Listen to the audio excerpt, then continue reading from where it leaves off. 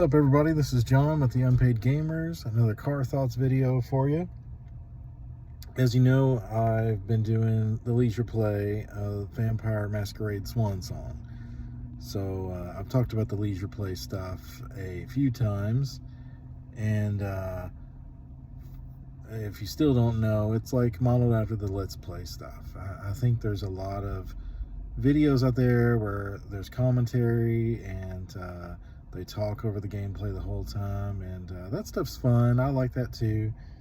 I just think that's kind of the majority of the content out there. So sometimes I just like seeing the game, no commentary, just game sound, stuff like that. So that's what the leisure play is about. I don't talk over it. I don't do any of that stuff. I don't even really do necessarily reviews anymore, like structured reviews. I used to do that stuff. So my thought is since I'm doing the leisure play and I'm not talking over it, if I do a full playthrough or something, or just check out something new or whatever, I'll start doing a car thoughts video about that and kind of talk about it after the fact. So you kind of get my impressions as well as uninterrupted and non-distracting gameplay. So that's my compromise, I guess. So I just finished Swansong. It took me, it was like 7 or 8 parts, I think, roughly about 12 hours. When I looked it up originally, it said about 25 hours. I'm sure you could squeeze some more out of that. I don't know if that's realistic or not. Maybe. I mean, if you really took your time, you really explored everything. I know, when I do these, it's not a complete walkthrough. I'm not a completist. I just kind of play it like a normal person would. And, there's going to be things I missed. There's going to be puzzles that I don't solve because a lot of these are optional and stuff like that. So I'm not stressing about doing a perfect playthrough or anything like that. So don't expect that. It's just kind of just a normal first time playthrough. And some of these games, if you've played through them, you oftentimes miss a whole lot the first time around. So I feel like there's a fair amount of stuff that I probably skipped over or missed. It could be a little more. I just don't know if you could get that much out of it. Another couple hours for sure, absolutely. If you took time, there was some stuff that I didn't fully read over, like all the pages, or something I'm just not interested in. I mean, I guess you could play it as long as you really wanted to with some of that. But the type of game that it is, it's a interactive narrative kind of thing with a few different mechanics in it. So it reminds me of that Detroit Becoming Human. I think that's the actual title of it. Detroit 2 Human, whatever that is. That's what it reminds me of. It's not a visual novel. It's a kind of an interactive drama, but there's like points where you're walking around and you're searching for clues and you're solving puzzles, and then instead of combat, you have these dialogue battles, and as you go, you level up your character and your stats and stuff, and it gives you different abilities in conversation, and it is kind of like a battle, and that's how the dialogue system works. So so that leads like things, of course, pick different things, lose a battle. It doesn't mean you end, it just means the narrative kind of varies based on what you've accomplished. There's certain things in it that you play through the game, and it's 3 main characters, and it alternates between the 3. So varying points, like sometimes you have to choose which one, sometimes it gives you one to play through, and that's just how the story progresses. So sometimes when you're playing through one character, you'll make a choice, and it drastically impacts the next. So like without any spoilers, there's one character, I made a choice, and it resulted in this scene for the next character that wouldn't have been there at all if I mean, I assume like it would be drastically different, and it's hard to explain without really giving a spoiler. But like, it's this whole stealth sequence, this whole like level that you got to play through, and that wouldn't have been there if I hadn't made the one choice with the characters. So there's some potentially significant variation to the story. I know there's different endings. I just don't know to like what degree all that stuff is. Like, how much gameplay could you get out of if you made every long choice, I guess, if that makes sense. I know there's certain other things that I did that did not result in a sequence. So I don't know the range at which that could that you could get. But my playthrough, it was about 12 hours, and it felt pretty complete. I know there were things that I missed. So after you complete each stage, you get kind of this little summary screen, and it says, you've completed this, you could have done this, you missed this, you failed on this, and you get that every time. So it kind of lets you know some of the possibilities, but I'm sure not everything exactly. And that's just kind of the general flow of the game. The Vampire Masquerade universe I've always found to be really fascinating. There was an original, PC game years and years ago, Vampire Masquerade Bloodlines, I guess.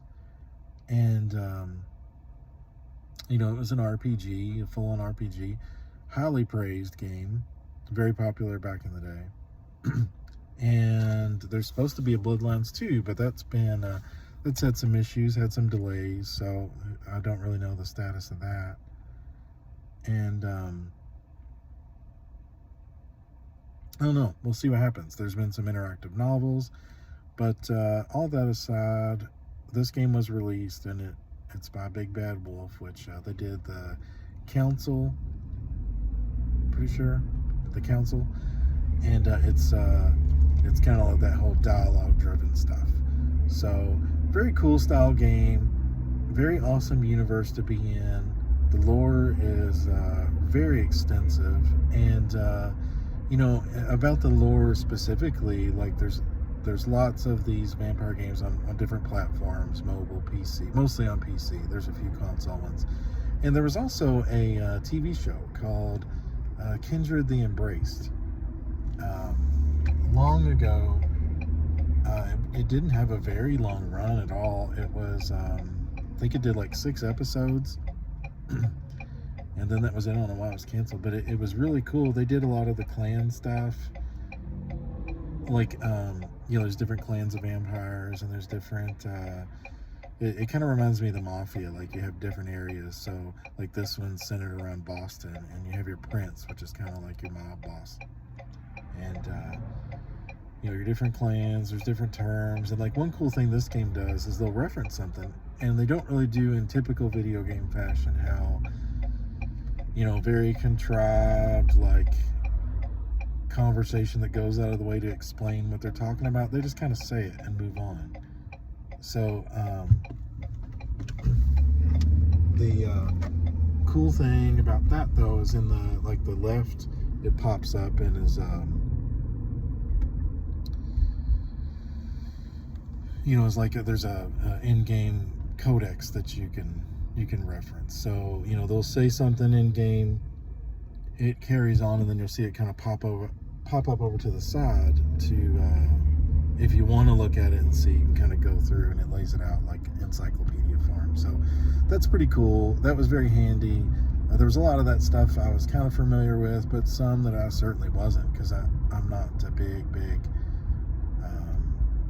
experienced player in that Vampire Masquerade world. But just like as an example, just the word masquerade in the title.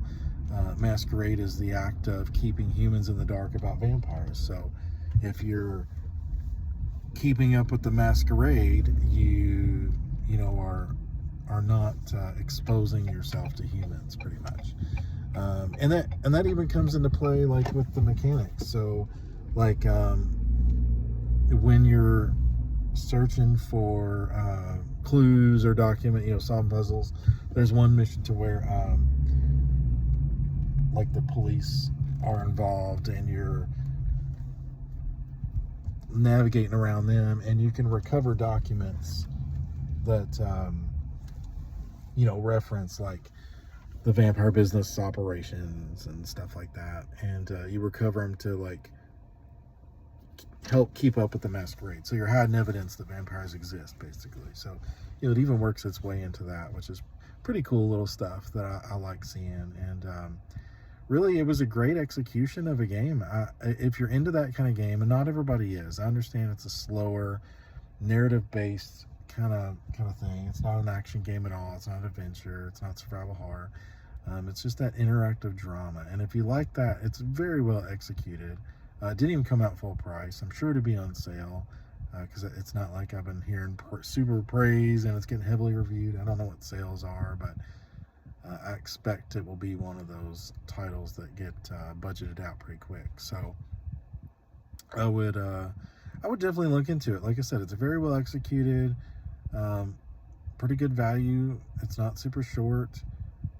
Well done. The graphics, there's times where they look kind of budgety, but there's times where they look really, very well done. There were some moments that I really, really liked, and it took a little bit to kind of get going for me, just to kind of understand the pace of the game. I knew it wasn't going to be fast paced, but it goes in and it kind of sets things up, and it can be a little like, I don't know,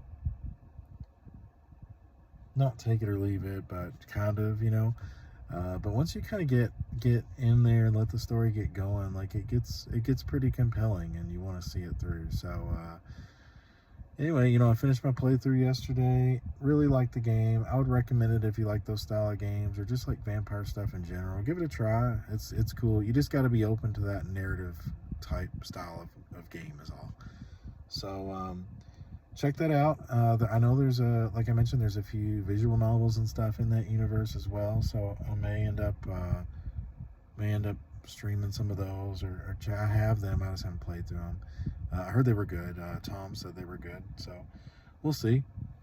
Beyond that, stay tuned. I'll see what the next leisure play is. Saints Row's coming out, so I'll definitely be doing that.